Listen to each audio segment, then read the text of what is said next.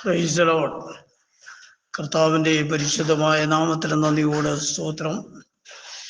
അനുഗ്രഹിക്കപ്പെട്ടതായ ഈ നല്ല സമയത്തിനായിട്ട് ദൈവത്തെ അത്യധികമായി സ്തുതിക്കുന്നു. JCNDST അഥവാ യേശു ക്രിസ്തുവിൻ്റെ പുതിയ നിയമരക്ഷയുടെ ഉപദേശം എന്ന ഈ ഗ്രൂപ്പിലൂടെ നിത്യജീവ മൊഴികൾ എന്ന വിശുദ്ധ വചന പരമ്പരയിൽ വീണ്ടും ഒരു പ്രാവശ്യം കൂടെ ലേവന കടന്നു വരുവാൻ സ്വർഗത്തിലെ ദൈവം സഹായിച്ച കൃപകൾക്കും കരുണയ്ക്കുമായി ദൈവത്തെ അത്യധികമായി സ്തുതിക്കുന്നു. ഈ നല്ല സമയം കർത്താവ് എല്ലാവരെയും ധാരാളമായി അനുഗ്രഹിക്കുമാറാകട്ടെ എന്ന് ആത്മാർത്ഥതയോടെ പ്രാർത്ഥിക്കുകയാണ്. സ്തോത്രം. കഴിഞ്ഞ 3 എപ്പിസോഡുകളിലായി യേശു ക്രിസ്തു തന്നെ പിതാവ് എന്ന വിഷയം നിങ്ങളോട് സംസാരിക്കുവാൻ കർത്താവ് കൃപ നൽകി. വീണ്ടും അതിൻ്റെ 4ാമത്തെ ഭാഗം ചിന്തിക്കുവാൻ ആഗ്രഹിക്കുകയാണ്. വളരെ പ്രാർത്ഥനയോടും പരിശോധനയോടും കൂടെ ഈ വചനം വീക്ഷിക്കുവാനായിട്ട് കർത്താവിൻ്റെ നാമത്തിൽ ആവശ്യപ്പെടുകയാണ്. നമ്മുടെ കർത്താവിൻ്റെ വരവ് നമ്മുടെ ഏറ്റവും അടുത്തിരിക്കുന്നു എന്ന് നാം അറിയുന്നു. കർത്താവിൻ്റെ വരവിൻ്റെ സൂചനകളാണ് നാം ലോകത്തിൽ കണ്ടുകൊണ്ടിരിക്കുന്ന ഓരോ വിഷയങ്ങളും. യുദ്ധങ്ങളും യുദ്ധശ്രുതികളും പ്രകൃതിയുടെ മാറ്റങ്ങൾ, കൊടുങ്കാറ്റുകളും ഭൂചലനങ്ങളും അഗ്നിസ്ഫോടനങ്ങൾ, സ്തോത്രം, മറ്റ് മുതലായ പല പ്രകൃതി ദുരന്തങ്ങളും എല്ലാം നമ്മുടെ കർത്താവിൻ്റെ വരവിനെ സൂചിപ്പിക്കുമ്പോൾ മറ്റ് വ്യാജ ഉപദേശങ്ങളും കള്ളപ്രവചനങ്ങളും മറ്റ് പലതരത്തിലുള്ളതായ പ്രവർത്തനങ്ങൾ നാം ലോകത്തിൽ കാണുമ്പോൾ നമ്മുടെ നാഥൻ വാതിൽക്കലെത്തിയിരിക്കുന്നു എന്ന് നാം മനസ്സിലാക്കുന്നു. നമ്മുടെ കർത്താവ് നമ്മോട് അടുത്തിരിക്കുന്നു എന്ന് നാം അറിയുമ്പോൾ നാം ഏറ്റവും അധികം ഒരുക്കമുള്ളവരായി കർത്താവിനോട് ചേർന്ന് നിൽക്കുവാൻ നാം ഓരോ നിമിഷവും കർത്താവിനായിട്ട് യത്നിക്കേണ്ടത് ആവശ്യമാണ് എന്ന് കർത്താവിൻ്റെ നാമത്തിൽ ഓർമ്മപ്പെടുത്തുകയാണ്. വളരെ സങ്കീർണമായ ഒരു സാഹചര്യത്തിലാണ് നാം വന്നെത്തിയിരിക്കുന്നത്. അതുകൊണ്ട് തിരുവചനത്തിൻ്റെ വസ്തുതകളെ നാം വളരെ വ്യക്തമായിട്ട് മനസ്സിലാക്കി കർത്താവിൻ്റെ നാമത്തിന് വേണ്ടി നിലകൊള്ളണമെന്ന് കർത്താവിൻ്റെ നാമത്തിൽ ഓർമ്മപ്പെടുത്തുകയാണ്. ദൈവം ഏകനല്ല എന്ന് ചിലർ വിശ്വസിക്കുന്നു. യേശു ദൈവമല്ല എന്നും അവൻ കേവലം ഒരു പുത്രൻ മാത്രമെന്ന് അങ്ങനെയുള്ളവർ പഠിപ്പിക്കുന്നു. എന്നാൽ യഥാർത്ഥത്തിൽ യേശു ക്രിസ്തു ആരാണ് എന്നറിയുക എന്നതാണ് നമ്മുടെ ഈ പഠനം കൊണ്ട് ഉദ്ദേശിക്കുന്നത്. സ്തോത്രം. ദൈവം എല്ലാവരെയും ധാരാളമായി അനുഗ്രഹിക്കുമാറാകട്ടെ.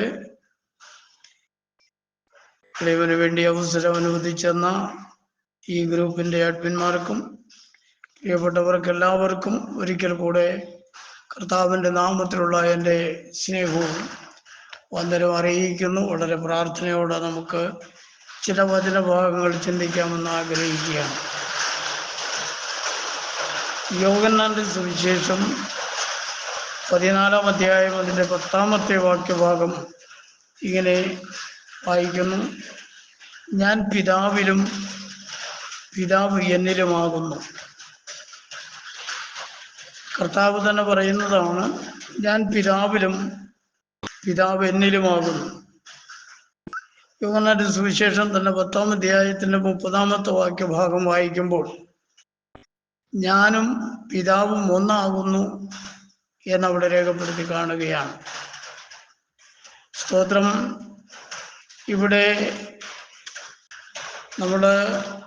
പഠിക്കുന്ന ഈ വിഷയം തന്നെ യേശുക്രിസ്തു തന്നെ പിതാവ് എന്ന വിഷയമാണ് നമ്മൾ സംസാരിക്കുവാൻ ആഗ്രഹിക്കുന്നത്. തീർച്ചയായിട്ടും അതേക്കുറിച്ച് വളരെ വ്യക്തമായിട്ട് നാം മനസ്സിലാക്കിയിരിക്കേണ്ടതും ആവശ്യമാണ് എന്ന് ഓർമ്മപ്പെടുത്തുകയാണ്. കർത്താവായ യേശുക്രിസ്തു പറയുന്നത് വളരെ ശ്രദ്ധേയമായിട്ടുള്ള ഒരു കാര്യമാണ്. കർത്താവ് പറയുന്നു, ഞാൻ പിതാവിലും പിതാവ് എന്നിലുമാകുന്നു, ഞാനും പിതാവും ഒന്നാകുന്നു എന്നും കർത്താവ് തന്നെ വ്യക്തമാക്കുന്നതിനാൽ പിതാവിനെയും പുത്രനെയും തമ്മിൽ വേർതിരിക്കുവാൻ ആർക്കും സാധിക്കുകയില്ല എന്ന് വളരെ വ്യക്തമാണ്. പിതാവും പുത്രനും ഒന്ന് തന്നെയാണ്, രണ്ട് വ്യക്തികളല്ല എന്ന് വളരെ വ്യക്തമായിട്ടും അവിടെ സൂചിപ്പിക്കുകയാണ്. അത് രണ്ടാക്കുവാൻ ശ്രമിക്കുന്നത് വളരെ വചനവിരുദ്ധമാണെന്നും അത് വളരെയധികം ശിക്ഷാർഹമാണെന്നും നമുക്ക് മനസ്സിലാക്കുവാൻ കഴിയുന്നു. അതുകൊണ്ട് അബദ്ധജടിലങ്ങളാകുന്ന ഉപദേശത്തിൽ നിന്നും സത്യോപദേശത്തിലേക്ക് തിരിയുക എന്നുള്ളതാണ് നാം ഈ വചനത്തിലൂടെ, ഈ പഠനത്തിലൂടെ ഉദ്ദേശിക്കുന്നത്. പിതാവും പുത്രനും രണ്ടാണ് എന്ന് പഠിപ്പിക്കുന്ന ഒരു വാക്യം പോലും വേദപുസ്തകത്തിലില്ല എന്നുള്ളത് വസ്തുതയായിരിക്കെ, പിതാവും പുത്രനും രണ്ട് വ്യക്തികളാണെന്ന് പഠിപ്പിക്കുവാൻ ശ്രമിക്കുന്ന വ്യാജോപദേഷ്ടാക്കന്മാരെ കുറിച്ച് വളരെ ദുഃഖമുണ്ട്. ഒരിക്കലും അതങ്ങനെ സംഭവിക്കുവാൻ പാടില്ല. നമ്മുടെ കർത്താവ് യഥാർത്ഥത്തിൽ സ്തോത്രം ജഡത്തിൽ വെളിപ്പെട്ടു വന്നതിനാൽ അവനെ പുത്രനെന്ന് വിളിച്ചു. എങ്കിലും ജഡത്തിൽ വെളിപ്പെട്ടു വന്നവൻ സാക്ഷാൽ സർവശക്തനായ ദൈവമാണ് എന്ന് നാം മനസ്സിലാക്കിയിരിക്കണം. കർത്താവിൽ പിതൃത്വവും പുത്രത്വവും അടങ്ങിയിരിക്കുന്നു. രണ്ട് വ്യക്തികളല്ല, ഒരു വ്യക്തിയിൽ തന്നെ, അഥവാ ഏകസത്യ ദൈവത്തിൽ രണ്ട് സ്വഭാവങ്ങൾ അടക്കം ചെയ്തിരിക്കുന്നു എന്നുള്ളത് കാര്യം നമ്മൾ വളരെ വ്യക്തമായിട്ട് മനസ്സിലാക്കിയിരിക്കേണ്ടത് ആവശ്യമാണ് എന്ന് കർത്താവിൻ്റെ വചനത്തിൽ നാം കാണുകയാണ്. സ്തോത്രം. ലൂക്കോസിന്റെ സുവിശേഷം 19-ാം അധ്യായത്തിന്റെ 20-ാമത്തെ സ്തോത്രം 19-ാം അധ്യായത്തിന്റെ 10-ാമത്തെ വാക്യഭാഗം വായിക്കുമ്പോൾ അവിടെ നമുക്ക് കാണുവാൻ കഴിയുന്നത്, കാണാതെ പോയതിനെ തിരഞ്ഞ് രക്ഷിപ്പാനല്ലോ മനുഷ്യപുത്രൻ വന്നത് എന്ന് പറഞ്ഞു. സ്തോത്രം. ദൈവത്തിൽ നിന്നും നഷ്ടപ്പെട്ടു പോയ തൻ്റെ മക്കളെ തിരഞ്ഞ് രക്ഷിക്കേണ്ടതിന് വേണ്ടി പിതാവ് പുത്രത്വം സ്വീകരിച്ച് ലോകത്തിലേക്ക് വന്നു, അഥവാ മനുഷ്യത്വം സ്വീകരിച്ച് ലോകത്തിലേക്ക് വന്നു എന്നാണ് ദൈവവചനത്തിലൂടെ നമുക്ക് കാണുവാൻ കഴിയുന്നത്. കാണാതെ പോയ തൻ്റെ ആട്ടിൻകൂട്ടത്തെ തിരഞ്ഞ് രക്ഷിക്കേണ്ടതിന് വേണ്ടി നല്ലിടയനായ കർത്താവ് അവൻ ജഡത്തിൽ വെളിപ്പെട്ട് ലോകത്തിലേക്ക് വന്നു എന്നാണ് ദൈവവചനത്തിലൂടെ നമുക്ക് പഠിക്കുവാനായിട്ട് കഴിയുന്നത്. സങ്കീർത്തന പുസ്തകം 40-ാം അധ്യായത്തിന്റെ 7-8 വാക്യഭാഗങ്ങൾ വായിക്കുമ്പോൾ നമുക്കവിടെ കാണുവാൻ കഴിയുന്ന ഒരു കാര്യം, സ്തോത്രം, അപ്പോൾ ഞാൻ പറഞ്ഞു, ഇതാ ഞാൻ വരുന്നു, പുസ്തകച്ചുരുളിൽ എന്നെക്കുറിച്ച് എഴുതിയിരിക്കുന്നു. എൻ്റെ ദൈവമേ, നിന്റെ ഇഷ്ടം ചെയ്യുവാൻ ഞാൻ പ്രിയപ്പെടുന്നു, നിന്റെ ന്യായപ്രമാണം എൻ്റെ ഉള്ളിൽ ഇരിക്കുന്നു എന്നവിടെ രേഖപ്പെടുത്തിയിരിക്കുന്നതായിട്ട് നമുക്ക് കാണുവാൻ കഴിയുന്നു. ദൈവത്തോടുള്ള ബന്ധത്തിൽ അവർ പിതാവ് ആകുന്നു. ദൈവത്തോടുള്ള ബന്ധത്തിൽ അവൻ പിതാവാകുന്നു. വളരെ വ്യക്തമായിട്ട് പഴയ നിയമ പുസ്തകത്തിൽ പലയിടങ്ങളിൽ പറഞ്ഞിട്ടുള്ളതായിട്ട് നമുക്ക് വളരെ പഠിക്കുവാനായിട്ട് കഴിയുന്നുണ്ട്. പുറപ്പാട് പുസ്തകം 4-ാം അധ്യായത്തിൻ്റെ 22-ാമത്തെ വാക്യഭാഗം വായിക്കുമ്പോൾ അവിടെ രേഖപ്പെടുത്തി കാണുന്നത്, നീ ഫറവോനോട് യഹോവ ഇപ്രകാരം അരുളി ചെയ്യുന്നു, ഇസ്രായേൽ എൻ്റെ പുത്രൻ, എൻ്റെ ആദ്യജാതൻ തന്നെ എന്നവിടെ പറയുന്നതായിട്ട് നമുക്ക് കാണുവാൻ കഴിയുന്നു. മോശയോട് യഹോവയായ ദൈവം പറയുകയാണ്, നീ ഫറവോനോട് പറയേണ്ടത്, മിസ്രയീമിലെ ഭരണാധികാരിയായിരിക്കുന്ന ഫറവോനോട് നീ സംസാരിക്കേണ്ടത് ഇപ്രകാരമാണ്, യഹോവ ഇപ്രകാരം അരുളി ചെയ്യുന്നു, ഇസ്രായേൽ എൻ്റെ പുത്രനാണ്, എൻ്റെ ആദ്യജാതൻ തന്നെ എന്ന് പറയുമ്പോൾ, സ്തോത്രം, ഇസ്രായേലിൻ്റെ പിതാവാണ് സർവശക്തിയുള്ള ദൈവമായ കർത്താവ് എന്ന് വളരെ വ്യക്തമായിട്ടും നമുക്കിവിടെ കാണുവാൻ കഴിയുകയാണ്. അവൻ എൻ്റെ ആദ്യജാതൻ എന്ന് കർത്താവ് പറഞ്ഞിരിക്കുന്നു. സ്തോത്രം. ആവർത്തന പുസ്തകം 1-ാം അധ്യായത്തിൻ്റെ 30-31 വാക്യങ്ങൾ കൂടെ നമ്മൾ ഇതിനോട് ചേർന്ന് പഠിക്കുമ്പോൾ, നിങ്ങളുടെ ദൈവമായ യഹോവ നിങ്ങളുടെ മുമ്പിൽ നടക്കുന്നു, നിങ്ങൾ കാണുക, അവൻ മിസ്രയീമിലും മരുഭൂമിയിലും ചെയ്തതുപോലെ ഒക്കെയും നിങ്ങൾക്ക് വേണ്ടി യുദ്ധം ചെയ്യും. സ്തോത്രം. മരുഭൂമിയിലും മിസ്രയീമിലും ഒക്കെയും തൻ്റെ ജനമായിരിക്കുന്ന, തൻ്റെ മക്കളായിരിക്കുന്ന ഇസ്രായേലിന് വേണ്ടി യുദ്ധം ചെയ്തവൻ യഹോവയായ ദൈവമാണ്. സ്തോത്രം. അവൻ ഇന്നും തൻ്റെ മക്കൾക്ക് വേണ്ടി പ്രവർത്തിച്ചു കൊണ്ടിരിക്കുന്നു. ലോകത്തിൽ അനേകം ജാതീയ രാജ്യങ്ങൾ ഒരു കുഞ്ഞൻ രാജ്യമായിരിക്കുന്ന ഇസ്രായേലിനെ ഭൂമുഖത്തു നിന്ന് തുടച്ചു നീക്കും എന്ന് വാശി പിടിച്ചുകൊണ്ട് സംയുക്തമായി പല നിലകളിൽ ആ ചെറിയ രാജ്യത്തിൻ്റെ 4 കോണുകളിലും ഇരുന്നു കൊണ്ട് പലതരത്തിൽ അവരെ ഉപദ്രവിക്കുവാൻ, പീഡിപ്പിക്കുവാൻ ശ്രമിക്കുന്നു, അവരെ ഇല്ലായ്മ ചെയ്യുവാൻ ശ്രമിക്കുന്നു, ബോംബറുകൾ അയക്കുന്നു, മിസൈലുകൾ അയക്കുന്നു, ഇങ്ങനെ വിവിധ തരത്തിൽ അവരെ തകർത്ത് കളയുവാൻ പരിശ്രമിക്കുന്നു. എങ്കിലും അവരെ പരാജയപ്പെടുത്തുവാൻ ഈ രാജ്യങ്ങൾക്ക് കഴിഞ്ഞിട്ടില്ല, അത് കഴിയുകയുമില്ല.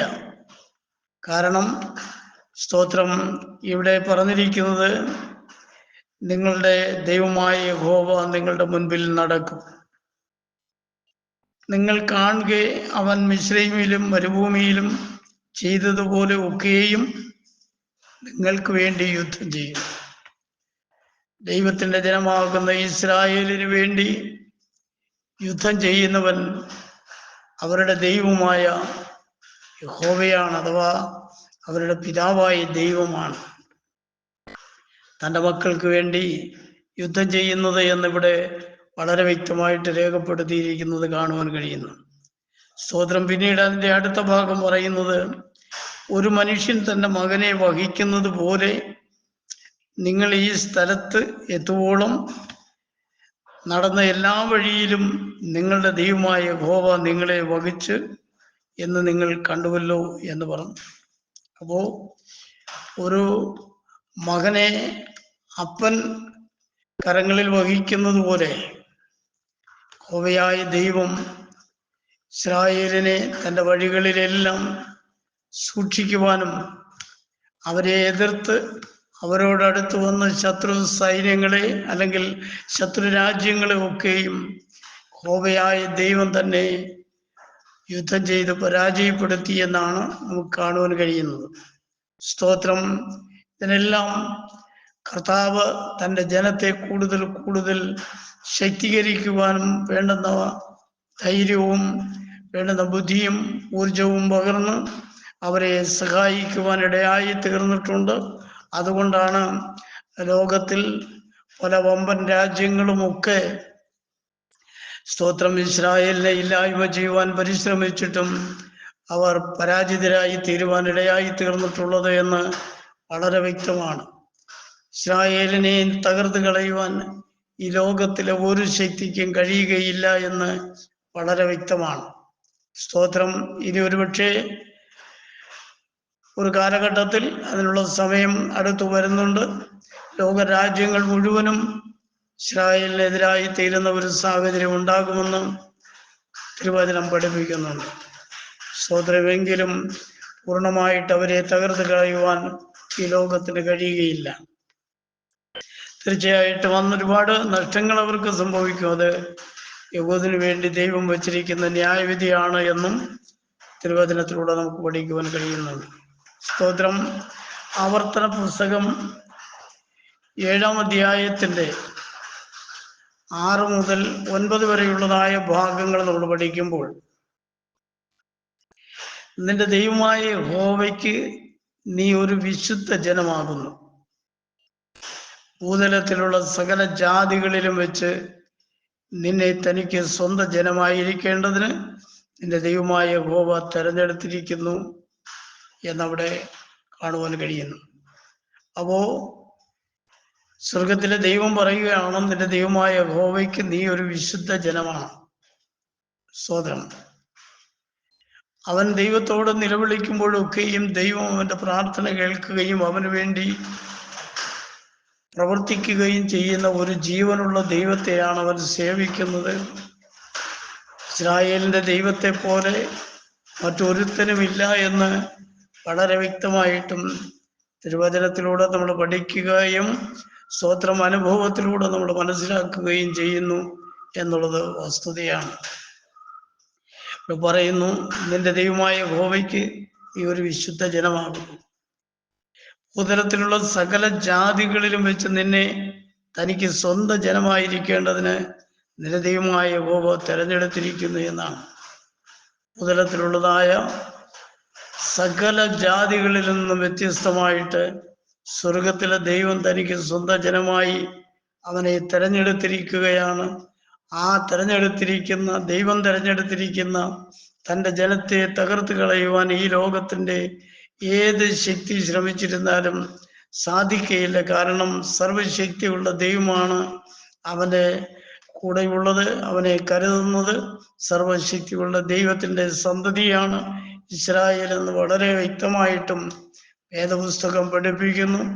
അതുകൊണ്ട് സ്തോത്രം, ഇസ്രായേലിനെ ഇല്ലാതെയാക്കുവാൻ പരിശ്രമിക്കുന്നവർ വൃഥാധ്വാനിക്കുന്നവരാണ് എന്നുള്ളതിന് യാതൊരു സംശയമില്ല. അവരുടെ സ്തോത്രം അധ്വാനം നിഷ്ഫലമായി തീരുകയും അവർ വളരെ നിരാശിതരും നഷ്ടകഷ്ടങ്ങൾക്ക് ഉടമകളുമായി തീരുമെന്നുള്ളതിന് തർക്കമൊന്നുമില്ല. സ്തോത്രം. ദൈവം തൻ്റെ ജനത്തെ ഭദ്രമായി കരങ്ങളിൽ വഹിച്ചുകൊള്ളുമെന്നുള്ളതിന് തർക്കമില്ല. അതുകൊണ്ട് ഇവിടെ കർത്താവിൻ്റെ വചനം പറയുന്നു, നിന്റെ ദൈവമായ യഹോവയ്ക്ക് നീ ഒരു വിശുദ്ധ ജനമാണ്. ഭൂതലത്തിലുള്ള സകല ജാതികളിലും വെച്ച് നിന്നെ തനിക്ക് സ്വന്തം ജനമായിരിക്കേണ്ടതിന് നിന്റെ ദൈവമായ യഹോവ തെരഞ്ഞെടുത്തിരിക്കുന്നു എന്നാണ് അവിടെ കാണുവാൻ കഴിയുന്നത്. പിന്നീട് അതിൻ്റെ അടുത്ത ഭാഗം വായിക്കുന്നത്, നിങ്ങൾ സംഖ്യയിൽ സകല ജാതികളെക്കാളും പെരുപ്പമുള്ളവരായതുകൊണ്ടല്ല യഹോവ നിങ്ങളെ പ്രിയപ്പെട്ട് തിരഞ്ഞെടുത്തത്. നിങ്ങൾ സകല ജാതികളിലും കുറവുള്ളവരല്ലോ ആയിരുന്നത് എന്ന് അവിടെ രേഖപ്പെടുത്തിയിരിക്കുന്നതായിട്ട് കാണുവാൻ കഴിയുന്നു. പ്രിയമുള്ള ദൈവമക്കളെ, സ്തോത്രം, വളരെ സംഖ്യയിൽ കുറച്ചാളുകൾ മാത്രമുള്ള ഒരു ജനസമൂഹമാണ് സ്തോത്രം ഇസ്രായേൽ. എന്നാൽ ഇസ്രായേലിൻ്റെ 10 ഇരട്ടി ജനസംഖ്യ ഉള്ളതായ രാജ്യങ്ങളുമായിട്ട്, അല്ലെങ്കിൽ സൈനിക ശേഷിയുള്ളതായ രാജ്യങ്ങളുമായിട്ട് അവർ ഏറ്റുമുട്ടുന്നു എന്നുള്ളത് മാത്രമല്ല, അവർ വലിയ വിജയം കരസ്ഥമാക്കുവാനും ഇടയായിത്തീരുന്നു. ചില കഷ്ടനഷ്ടങ്ങളൊക്കെ അവർക്ക് സംഭവിക്കുന്നുണ്ട് എന്നുള്ളത് വാസ്തവമാണെങ്കിലും സ്തോത്രം, അവരെ വളരെ ശക്തമായിട്ട് സ്വർഗത്തിലെ ദൈവം കരുതുന്നതായിട്ട് നമുക്ക് തിരുവചനത്തിലൂടെ അനുഭവത്തിലൂടെയും നമുക്ക് മനസ്സിലാക്കുവാൻ കഴിയുന്നു. നിങ്ങൾ സംഖ്യയിൽ സകല ജാതികളെക്കാളും പെരുപ്പമുള്ളവരല്ല, കുറവുള്ളവരാണ്. എന്നാൽ നിങ്ങളുടെ ദൈവമായ യഹോവ നിങ്ങളെ വളരെയധികം പ്രിയപ്പെട്ട് തിരഞ്ഞെടുത്തിരിക്കുകയാണ്. സ്തോത്രം. നിങ്ങൾ സകല ജാതികളിലും എണ്ണത്തിൽ കുറവുള്ളവരായിരുന്നു എന്നും കർത്താവിന്റെ വചനത്തിലൂടെ കാണുവാൻ കഴിയുന്നു. പിന്നീട് നമ്മൾ വായിക്കുന്നത്, യഹോവ നിങ്ങളെ സ്നേഹിക്കുന്നത് കൊണ്ടും നിങ്ങളുടെ പിതാക്കന്മാരോട് താൻ ചെയ്ത സത്യം പാലിക്കുന്നത് കൊണ്ടും അത്രേ യഹോവ നിങ്ങളെ ബലമുള്ള കയ്യാൽ പുറപ്പെടുവിച്ച് അടിമ വീടായ മിസ്രയീമിലെ രാജാവായ ഫറവോന്റെ കയ്യിൽ നിന്നും വീണ്ടെടുത്തത് എന്ന് നമുക്കവിടെ കാണുവാൻ കഴിയുകയാണ്. സ്തോത്രം. യഹോവയായ ദൈവം ഇസ്രായേലിനെ സ്നേഹിക്കുന്നു. സ്തോത്രം. അതുകൊണ്ടാണ് ദൈവം അവരെ കരുതുന്നതും അവർക്ക് വൻ വിജയം നൽകി കൊടുക്കുന്നതും എന്ന് കാണുവാൻ കഴിയുന്നു. നിങ്ങളുടെ പിതാക്കന്മാരോട് താൻ ചെയ്ത സത്യം പാലിക്കുന്നു എന്നും കാണുവാൻ കഴിയുന്നു. സ്തോത്രം. അബ്രഹാം, ഇസ്ഹാക്ക്, യാക്കോബ് എന്നീ അവരുടെ പിതാക്കന്മാരോട് യഹോവയായ ദൈവം സത്യം ചെയ്ത ആ സത്യം പാലിക്കുകയാണ് യഹോവയായ ദൈവം ചെയ്യുന്നത്. അതുകൊണ്ട് ഈ ലോകത്തിലെ യാതൊരു വിധമാകുന്ന ശക്തികൾക്കും സർവശക്തനായ ദൈവത്തിന്റെ ജനമായിരിക്കുന്ന ഇസ്രായേലിനെ തകർത്ത് കളയുവാൻ കഴിയുകയില്ല എന്ന് വളരെ വ്യക്തമായിട്ട് വേദപുസ്തകം നമ്മെ പഠിപ്പിക്കുകയാണ്. സ്തോത്രം. പിന്നീട് നമ്മളവിടെ കാണുന്നത്, ആകയാൽ നിന്റെ ദൈവമായ യഹോവ തന്നെ ദൈവം, അവൻ തന്നെ സത്യദൈവം എന്നും നീ അറിയണം. അവൻ നിന്നെ സ്നേഹിച്ച് തൻ്റെ കൽപ്പനകളെ പ്രമാണിക്കുന്നവർക്ക് 1000 തലമുറ വരെയും നിയമവും ദയയും പാലിക്കുന്നു എന്നാണ് തിരുവചനത്തിലൂടെ കാണുവാൻ കഴിയുന്നത്. സ്തോത്രം. പ്രിയമുള്ള ദൈവമക്കളെ, ശ്രോതാക്കളെ, ഇവിടെ യഹോവയായ ദൈവം തൻ്റെ ജനമായ ഇസ്രായേലിനോട് സംസാരിക്കുന്നതാകയാൽ നിന്റെ ദൈവമായ യഹോവ തന്നെ ദൈവം, അവനല്ലാതെ മറ്റൊരു ദൈവമില്ല എന്ന് വളരെ വ്യക്തമായും ദൈവം തന്നെ സംസാരിക്കുകയാണ്. നിന്റെ ദൈവമായ യഹോവ തന്നെയാണ് ദൈവം, അവൻ തന്നെ സത്യദൈവം, അവനല്ലാതെ വേറൊരു സത്യദൈവമില്ല, ഒരേ ഒരു സത്യദൈവം മാത്രമേ ഉള്ളൂ. സ്തോത്രം. യോഹന്നാന്റെ സുവിശേഷത്തിൽ, സ്തോത്രം, യോഹന്നാന്റെ ലേഖനം, 1-ാം ലേഖനം 5-ാം അധ്യായത്തിന്റെ 20-ാമത്തെ വാക്യഭാഗത്തിൽ നമ്മൾ പഠിക്കുമ്പോൾ അവിടെ കാണുവാൻ കഴിയുന്നത്, സ്തോത്രം, ദൈവപുത്രൻ വന്നു എന്നും സത്യദൈവത്തെ അറിയുവാൻ നമുക്ക് വിവേകം തന്നു എന്നും നാം അറിയുന്നു. നാം സത്യദൈവത്തിൽ, അവന്റെ പുത്രനായ യേശു ക്രിസ്തുവിൽ തന്നെയാകുന്നു. അവൻ സത്യദൈവവും നിത്യജീവനുമാകുന്നു എന്ന്, സ്തോത്രം, യോഹന്നാൻ അപ്പോസ്തലൻ തന്റെ ലേഖനത്തിൽ വിവരിച്ചിരിക്കുന്നതായിട്ട് നമുക്ക് കാണുവാൻ കഴിയുന്നു. കർത്താവായ യേശു ക്രിസ്തു ലോകത്തിലേക്ക് വന്നതുകൊണ്ടാണ് സത്യദൈവത്തെ നമുക്ക് വ്യക്തമായിട്ടും, സ്തോത്രം, അറിയുവാൻ കഴിയുന്നത്. അവൻ വാസ്തവമായിട്ടും സത്യദൈവവും നിത്യജീവനുമാണ്. അവനല്ലാതെ മറ്റൊരു ദൈവം ഇല്ല എന്ന് വളരെ വ്യക്തമായിട്ടും വേദപുസ്തകം നമ്മെ പഠിപ്പിക്കുകയാണ്. ഇവിടെ യഹോവയായ ദൈവം തന്നെ പറയുന്നു, ആകയാൽ നിന്റെ ദൈവമായ യഹോവ തന്നെ ദൈവം, അവൻ തന്നെ സത്യദൈവം. സോദരം, യോഹന്നാൻ അപ്പോസ്തലൻ പരിചയപ്പെടുത്തുന്ന സത്യദൈവം യേശു ക്രിസ്തുവാണ്. വേദപുസ്തകത്തിൽ ഒരിടത്തും 2 ദൈവങ്ങൾ ഉള്ളതായിട്ട് പഠിപ്പിക്കുന്നില്ല. ഒരേ ഒരു ദൈവം. സ്തോത്രം. പഴയ നിയമത്തിൽ യഹോവയായ ദൈവം എന്ന് വിളിക്കപ്പെട്ടിരുന്നു എങ്കിൽ പുതിയ നിയമത്തിൽ കർത്താവായ യേശു ക്രിസ്തുവാണ് ആ സത്യദൈവം എന്ന് നമുക്ക് വളരെ വ്യക്തമായിട്ടും പഠിക്കുവാൻ കഴിയും. ഇവിടെ പറയുന്നു, ആകയാൽ നിന്റെ ദൈവമായ യഹോവ തന്നെ ദൈവം, അവൻ തന്നെ സത്യദൈവം എന്ന് നീ അറിയണം. അവൻ നിന്നെ സ്നേഹിച്ച് തൻ്റെ കൽപ്പനകളെ പ്രമാണിക്കുന്നവർക്ക് 1000 തലമുറ വരെ നിയമവും ദയയും പാലിക്കുന്നു എന്നാണ്. സ്തോത്രം. സ്തോത്രം. കർത്താവിനെ അനുസരിക്കുന്നവർക്ക്, അവൻ്റെ പ്രമാണങ്ങൾ അനുസരിക്കുന്നവർക്ക്, അവൻ്റെ കൽപ്പനകളെ പ്രമാണിക്കുന്നവർക്ക് 1000 തലമുറ വരെ നിയമവും ദയയും കർത്താവ് പാലിക്കും എന്നാണ് ആ വചനഭാഗത്തിലൂടെ നമുക്ക് വ്യക്തമായി പഠിക്കുവാനായിട്ട് കഴിയുന്നത്. പ്രിയമുള്ള ദൈവമക്കളെ, സ്തോത്രം. ഇസ്രായേലിൻ്റെ ദൈവം സത്യദൈവമാണ്. അവനാണ് നിത്യജീവൻ. അവൻ തൻ്റെ ജനത്തെ സ്നേഹിക്കുന്നു, അവരുടെ എല്ലാ വഴികളിലും അവരെ പരിപാലിക്കുന്നു എന്നും ദൈവവചനം നമ്മെ പഠിപ്പിക്കുകയാണ്. തീർച്ചയായിട്ടും സ്തോത്രം, യേശുക്രിസ്തു തന്നെയാണ് സത്യദൈവമെന്നും അവനല്ലാതെ വേറൊരു ദൈവമില്ല എന്നും ഈ വചനങ്ങൾ നമ്മെ വളരെ വ്യക്തമായി പഠിപ്പിക്കുകയാണ്. സ്തോത്രം. അവൻ തന്നെയാണ് സകല സൃഷ്ടികളുടെയും പിതാവ്, അവനല്ലാതെ വേറൊരു പിതാവില്ല എന്നും 2 പിതാക്കന്മാരില്ല എന്നും വളരെ വ്യക്തമായിട്ട് വേദപുസ്തകവും പഠിപ്പിക്കുന്നുണ്ട്.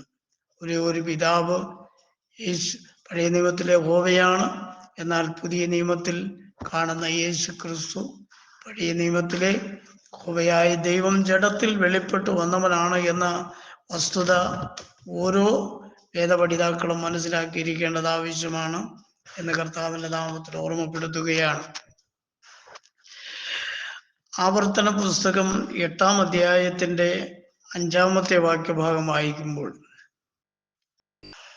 ഒരു മനുഷ്യൻ തൻ്റെ മകനെ ശിക്ഷിച്ചു വളർത്തുന്നത് പോലെ നിന്റെ ദൈവമായ യഹോവ നിന്നെ ശിക്ഷിച്ചു വളർത്തുന്നു എന്ന് നീ മനസ്സിൽ ധ്യാനിച്ചു കൊള്ളണം എന്നവിടെ രേഖപ്പെടുത്തിയിരിക്കുകയാണ്. ഒരു പിതാവ് തൻ്റെ മകനെ ശിക്ഷിച്ചു വളർത്തുന്നത് പോലെയാണ് യഹോവയായ ദൈവം തൻ്റെ മക്കളെ ശിക്ഷിച്ചു വളർത്തുന്നത് എന്ന് തിരുവചനം നമ്മെ പഠിപ്പിക്കുന്നു. അപ്പോൾ യഹോവയായ ദൈവം, സ്തോത്രം, തൻ്റെ മക്കളെ ശിക്ഷിച്ചു വളർത്തുന്നു എന്ന് പറയുമ്പോൾ തൻ്റെ മക്കളുടെ പിതാവാണ് യഹോവയായ ദൈവം എന്ന് വളരെ വ്യക്തമായിട്ട് നമുക്ക് മനസ്സിലാക്കുവാൻ കഴിയുന്നു. സ്തോത്രം. അതുകൊണ്ട് നീ അവനെ എല്ലായ്പ്പോഴും മനസ്സിൽ ധ്യാനിച്ചു കൊള്ളണമെന്ന് കർത്താവിൻ്റെ വചനം പഠിപ്പിക്കുകയാണ്. സ്തോത്രം. മലാഖിയുടെ പുസ്തകം 2-ാം അധ്യായത്തിൻ്റെ 9-ാമത്തെ വാക്യഭാഗം വായിക്കുമ്പോൾ അവിടെ നമുക്ക് കാണുവാൻ കഴിയുന്നത്,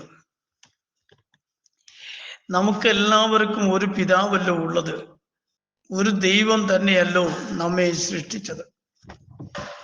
നമ്മുടെ പിതാക്കന്മാരുടെ നിയമത്തെ അശുദ്ധമാക്കേണ്ടതിന് നാം അന്യോന്യം ദ്രോഹം ചെയ്യുന്നത് എന്തിന്?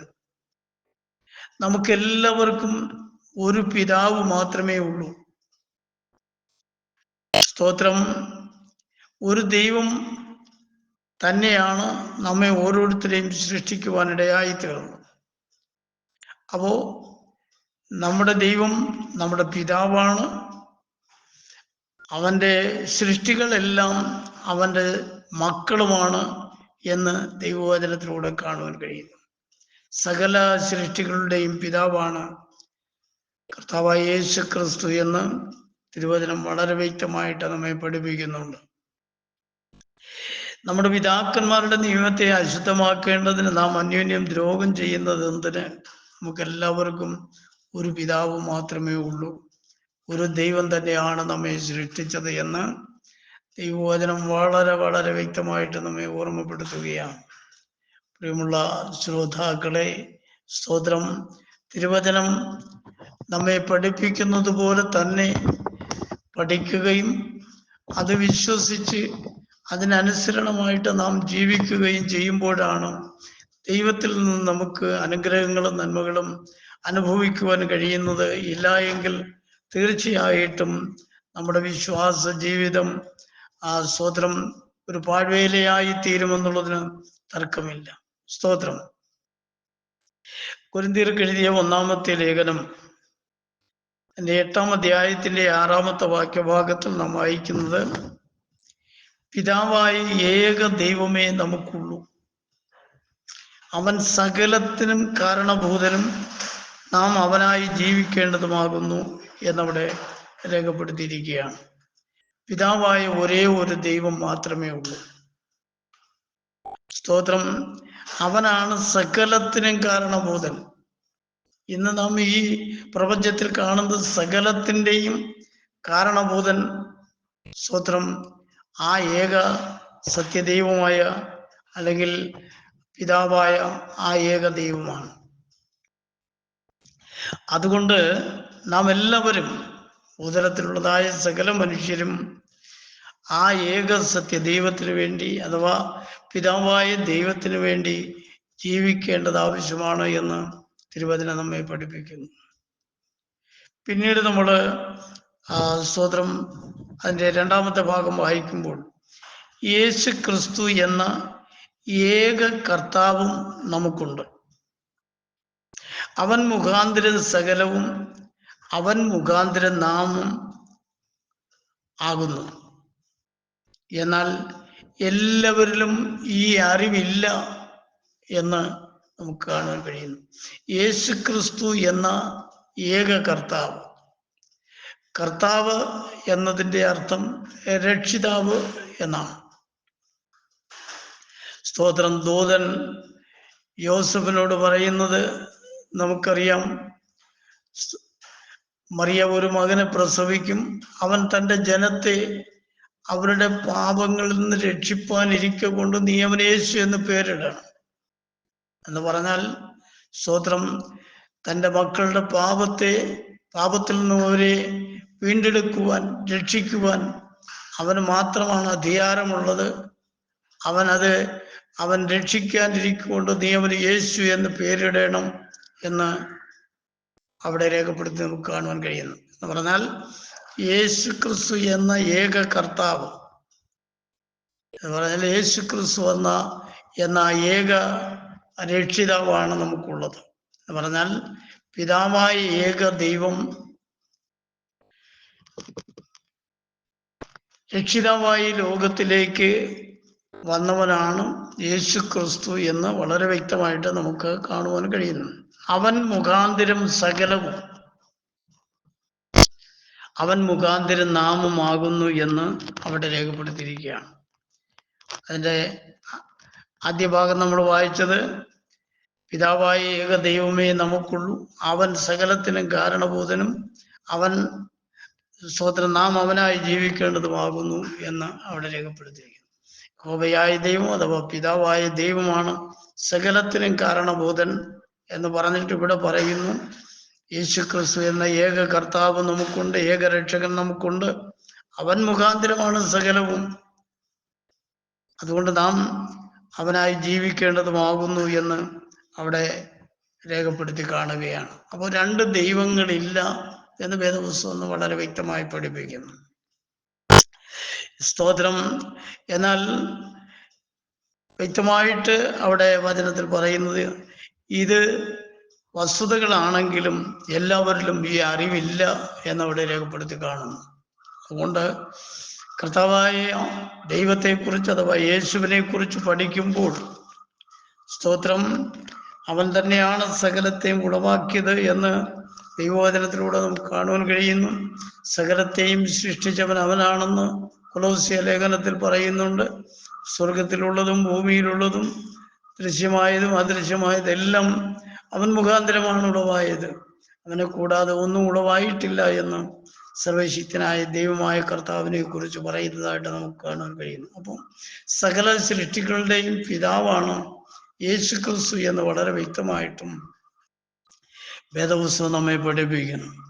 അതുകൊണ്ട് അബദ്ധജടിലങ്ങളാകുന്ന ഉപദേശങ്ങളിൽ കുടുങ്ങി ദൈവത്തെ 2-3 കഷണങ്ങളാക്കി സ്തോത്രം തെറ്റായി പഠിപ്പിച്ച് ജനത്തെ വഞ്ചിച്ച് നരകയോഗ്യരാക്കി തീർക്കാതെ യഥാർത്ഥ സത്യദൈവം ഏക സത്യദൈവമാണെന്ന് മനസ്സിലാക്കിക്കൊണ്ട് ആ ഏക സത്യദൈവം അഥവാ സകല സൃഷ്ടിയുടെയും പിതാവായ സത്യദൈവം സ്തോത്രം തൻ്റെ സൃഷ്ടികളുടെ പാപത്തിൻ്റെ പരിഹാരത്തിന് വേണ്ടി അവരെ മരണത്തിൽ നിന്നും വീണ്ടെടുക്കുവാൻ സ്തോത്രം മനുഷ്യനായി ലോകത്തിലേക്ക് വന്നവനാണ് യേശു ക്രിസ്തു. അഥവാ അവൻ മനുഷ്യാവതാരമെടുത്തവനാണ്, അല്ലെങ്കിൽ ജഡത്തിൽ വെളിപ്പെട്ട് വന്നവനാണ് എന്ന വസ്തുത മനസ്സിലാക്കിക്കൊണ്ട് ആ സത്യദൈവത്തിൻ്റെ മാർഗത്തിൽ ജീവിക്കുവാൻ സകലരും തയ്യാറാകുന്നു എങ്കിൽ തീർച്ചയായിട്ടും നിത്യരാജ്യത്തിൽ പങ്കാളിത്തം വഹിക്കുവാൻ കഴിയുമില്ലെങ്കിൽ തീർച്ചയായിട്ടും നിത്യത നഷ്ടപ്പെട്ടു പോകുമെന്നുള്ളതിന് യാതൊരു സംശയവുമില്ല. വരാതിരിക്കേണ്ടതിന് സകലരും കർത്താവായ യേശു ക്രിസ്തുവിൽ പൂർണ്ണമായി വിശ്വസിച്ചുകൊണ്ട് അവൻ തന്നെയാണ് സകലത്തെയും സൃഷ്ടിച്ച പിതാവ് എന്ന് മനസ്സിലാക്കിക്കൊണ്ട് അവൻ്റെ നാമത്തിന് വേണ്ടി വിശ്വസ്തമായി നിൽക്കുക. കർത്താവ് എല്ലാവരെയും അനുഗ്രഹിക്കട്ടെ. മറ്റൊരുത്തനിലും രക്ഷയില്ല. നാം രക്ഷിക്കപ്പെടുവാൻ ആകാശത്തിൻ്റെ കീഴിൽ മനുഷ്യരുടെ ഇടയിൽ നൽകപ്പെട്ട വേറെ ഒരു നാമവുമില്ല. കർത്താവായ യേശു ക്രിസ്തു മാത്രമാണ് സകല സ്തോത്രം സകലത്തിനും കാരണഭൂതൻ. അവൻ മാത്രമാണ് ഏകരക്ഷകൻ. അവനിൽ പൂർണ്ണമായി വിശ്വസിക്കാം, ആശ്രയിക്കാം. അവൻ്റെ സന്നിധിയിൽ വിശ്വസമായി നിലനിൽക്കാൻ കർത്താവ് അനുഗ്രഹിക്കട്ടെ. സ്തോത്രം. ഇടയവന് വേണ്ടി അവസരം ഒരുക്കി തന്ന ഇതിൻ്റെ സംഘാടകരായിരിക്കുന്ന ആത്മന്മാരായിരിക്കുന്ന എല്ലാ പ്രിയപ്പെട്ടവർക്കും കർത്താവിൻ്റെ നാമത്തിലുള്ള എൻ്റെ സ്നേഹവും നന്ദി അറിയിക്കുന്നു. ദൈവം എല്ലാവരെയും ധാരാളമായി അനുഗ്രഹിക്കട്ടെ. സ്തോത്രം. നമുക്ക് നമ്മുടെ കണ്ണുകളെ അടയ്ക്കാം, ഒരു വാക്ക് പ്രാർത്ഥിക്കാം. പരിശുദ്ധനായ ഞങ്ങളുടെ ദൈവമേ, സ്വർഗ്ഗ കർത്താവേ, നന്ദിയോട് സ്തോത്രം. അല്പസമയം തൻ്റെ മാറ്റമില്ലാത്ത വചനവുമായിട്ട് തിരുസന്നിധിയിലായിരിക്കാൻ നീ അടിയന് കൃപ നൽകിയത് കൊണ്ട് സ്തോത്രം. സംസാരിക്കപ്പെട്ട വചനം അനുഗ്രഹമാക്കി കേൾവിക്കാരായിരിക്കുന്ന പ്രിയപ്പെട്ടവർക്ക് ഏറ്റവും സ്തോത്രം അനുഗ്രഹവും നിത്യജീവന് പ്രയോജനപ്രദവുമായി തിരുവനന്തപുരം നീ ഒരുക്കുകൊള്ളുമാറാണെന്ന് പ്രാർത്ഥിക്കുന്നു. സഹോദര, ഈ ഗ്രൂപ്പിനെ അനുഗ്രഹിക്കണം. കർത്താവിൻ്റെ വിലയേറെ ദാസന്മാരെയും ദൈവമക്കളെ എല്ലാവരെയും അനുഗ്രഹിച്ചാട്ടെ. ഇടയവനെയും ബലപ്പെടുത്തിനായി സ്തുതിക്കുന്നു. സകല മഹത്വം ചെയ്യട്ടെ യേശു ക്രിസ്തുവിൻ്റെ തന്നെയുള്ള നാമത്തിൽ തന്നെ. ആമേൻ. Praise the lord. ഹല്ലേലൂയ. ഗ്ലോറി. സ്തോത്രം, സ്തോത്രം, സ്തോത്രം, സ്തോത്രം, സ്തോത്രം. Praise the Lord.